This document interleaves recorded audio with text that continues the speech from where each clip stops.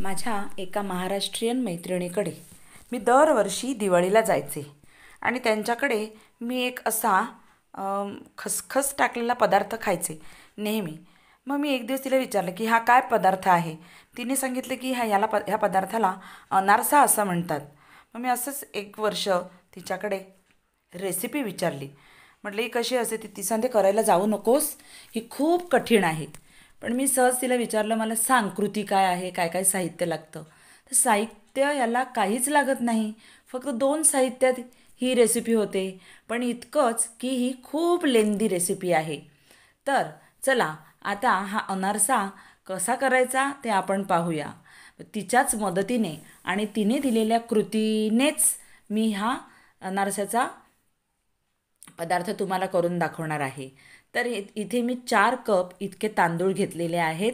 ते आता मी 4 ते 5 वेळा स्वच्छ धुवून घेत आहे.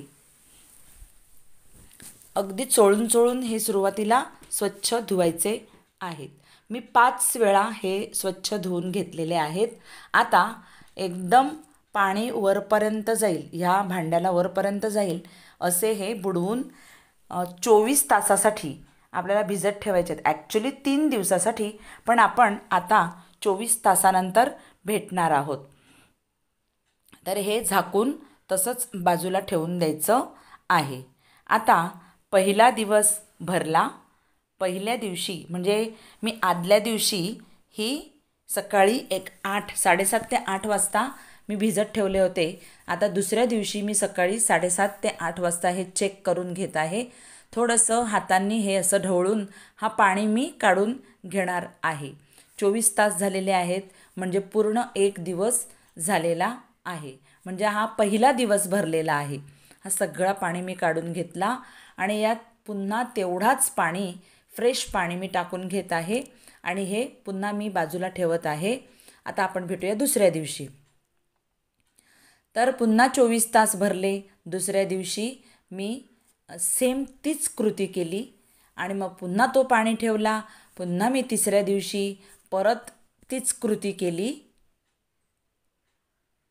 आणि चौथ्या दिवशी सकाळी मी हे स्वच्छ धुवून, म्हणजे पूर्ण 3 दिवस आपण हे असे भिजवून ठेवायचे. मध्ये मध्ये रोज आपण पाणी याचा चेंज करायचा आणि चौथ्या दिवशी मात्र हलक्या हाताने हे चोळून, अगदी हलका हात वापरायचा आहे, चोळून स्वच्छ हा पाणी काढून टाकायचा आणि एका जाळीवर हे थोडेसे निथळवायला ठेवायचे. इथे मी माझी पिठाची चाळण घेतलेली आहे. तुम्ही कुठलीही चाळण घेऊ शकता. मी पिठाच्या चाळणीतून हा निथळून घेत आहे. पाणी संपूर्ण निथळेपर्यंत एक 5 ते 7 थांबायचं आहे आणि मग कॉटनच्या सुक्या कपड्यावर हे सगळे आपल्याला पसरवून घ्यायचे आहेत. तर माझ्याकडे हा कॉटनचा कपडा आहे.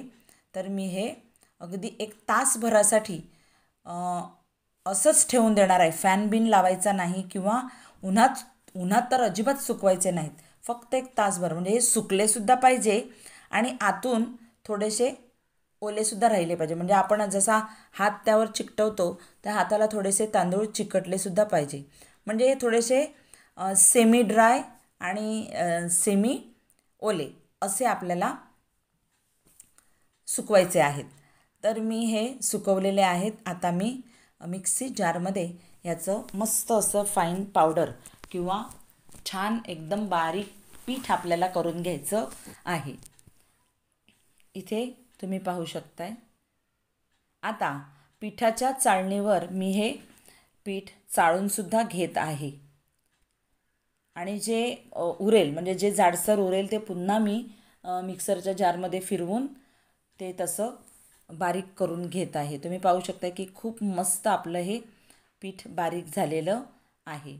आता हे पुन्हा मी मिक्सरच्या जारमधून फिरवून घेणार आहे आणि शेवटी जे राहील ते आपण बाजूला ठेवून द्यायचं आहे.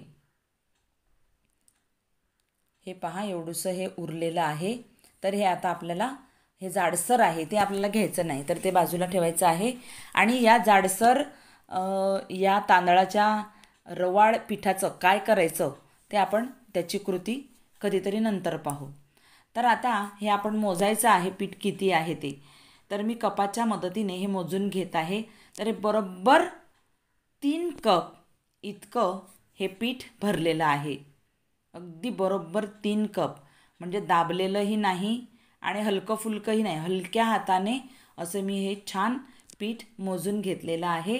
तर ते या कपाच्या मदतीने बरोबर 3 कप इतकं भरलेलं आहे. आणि त्यासाठी आपल्याला गूळ किती घ्यायचा, तर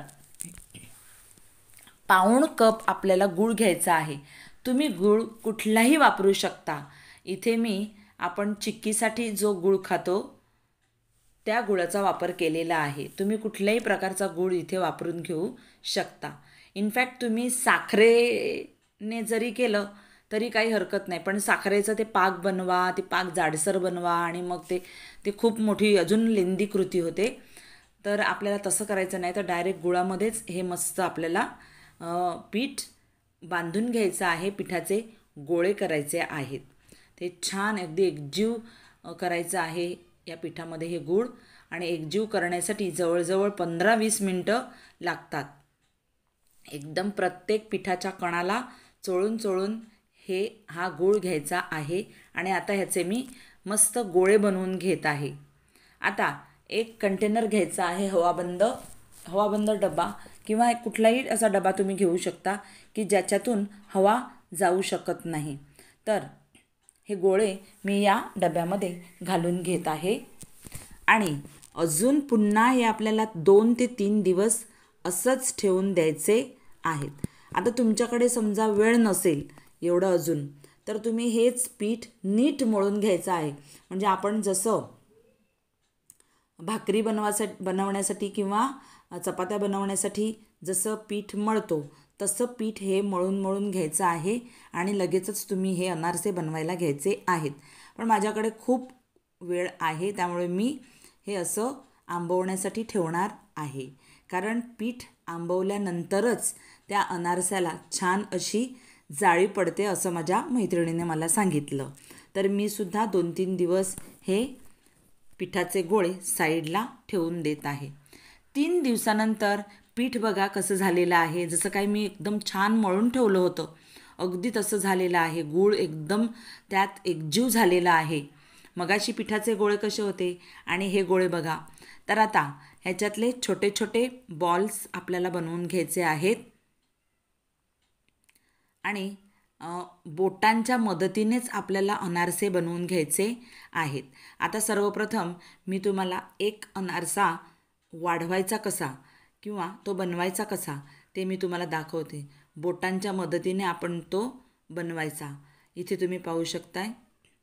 हे बघा, फक्त बोटांनीच मी हा गोल गोल असा फिरवून वाढवून घेत आहे अनारसा. आता मी खसखस घेत आहे आणि खसखस ह्या अनारशाचा एका बाजूलाच आपल्याला खसखस लावून घ्यायचा आहे. तर मी या खसखशीत एक बाजू या अनारशाची एक बाजू मी बुडवून घेत आहे. हे पहा. दुसऱ्या बाजूने अनारशाला ही खसखस लावायची नाही, एकाच बाजूने लावायची. आणि आता या दोन्ही हातांच्या बोटांनी मी हा अजून थोडासा पातळ करून घेत आहे. खूप जास्त पातळ करायचा नाही, नाहीतर तेलामध्ये तो वितळून जाईल. तर साधारण जाडसर असा ठेवायचा आहे. आणि बाजूलाही मी हा बाजूला अनारसा ठेवून देते. आणि अजून मी 2-3 अशा पुऱ्या बनवून घेत आहे. म्हणजे मी करत आहे तर मला असं वाटत नाही की हे खूप जड आहे असं. ओके, म्हणजे मला बरं वाटलं बनवण्यासाठी. तर पण आता तळून तो कसा होईल ते माहिती नाही. म्हणजे हा खुसखुशीत झाला पाहिजे म्हणून आपण हा एकदम गरमागरम तेलात, म्हणजे हाय फ्लेमवर पहिलं तेल खूप गरम करायचं आणि मग गॅस फ्लेम लो करायची आणि लो फ्लेमवर हे फ्राय करून घ्यायचे. आता हे तेल मस्त झालेलं आहे की नाही ते बघण्यासाठी मी अगदी छोटीशी गोळी चपटी करून यात सोडून घेतलेली आहे.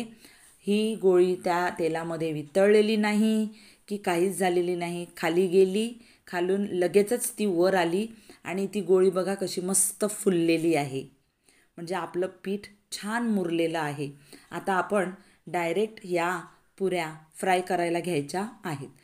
तरीही मी रिस्क न घेण्यासाठी एक पहिली मी पुरी ही तळून घेत आहे. आता तुम्ही पाहू शकता की किती छान जाळी पडते. हे पहा, मस्त जाळी पडते. आणि मात्र ही पुरी किंवा हा अनारसा एका बाजूनेच आपल्याला फ्राय करायचा आहे. ज्या बाजूने खसखस लावलेले नाही त्याच बाजूने हा फ्राय करून घ्यायचा आहे. आणि खसखस लावलेल्या बाजूला आपल्याला या झारीच्या मदतीने थोडंसं असं तेल स्प्रिंकल करायचं आहे, म्हणजे वरचंही छान शिजेल. आता तो अनारसा छान झालेला आहे, मस्त शिजलेला आहे. बाकीचे 4-4, 5-5 अनारसे टाकून मी सगळे अनारसे फ्राय करून घेत आहे, अगदी त्याच पद्धतीने. अनारसे आपले मस्त फुललेले आहेत, जाळीसुद्धा मस्त पडलेली आहे. फक्त हे कसे झाल्यात, खुसखुशीत झाल्यात की एकदम कडक झाल्यात की मग सॉफ्ट झाल्यात, ते फक्त आपल्याला पाहायचं आहे. ते थंड होण्यासाठी मी ठेवलेलं आहे. ते थंड होता होता बाकीचेही अनारसे मी बनवून हे फ्राय करून घेत आहे. अगदी तसेच आपल्याला करायचे आहेत. एक बाजूने तळायचे आणि दुसऱ्या बाजूने झाऱ्याने त्याच्यावर तेल स्प्रिंकल करायचं. सगळे अनारसे तयार झालेले आहेत. आता आपण एक अनारसा मी तोडूनही तुम्हाला दाखवत आहे. मस्त खुसखुशीत असे अनारसे झालेले आहेत. बघा, याला किती असं साहित्य लागलं?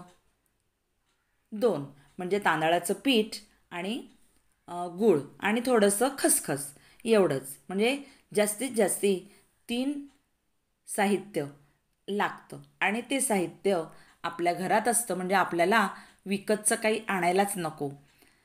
तर तांदूळ घेताना नेहमी राशनचे तांदूळ घ्या. कशी वाटली तुम्हाला माझी रेसिपी? आवडली असेल तर नक्की लाईक करा, शेअर करा, कमेंट करा, सबस्क्राईब करा. आणि मग आपण भेटूया पुढच्या अशाच एका छान व्हिडिओ. तोपर्यंत बाय.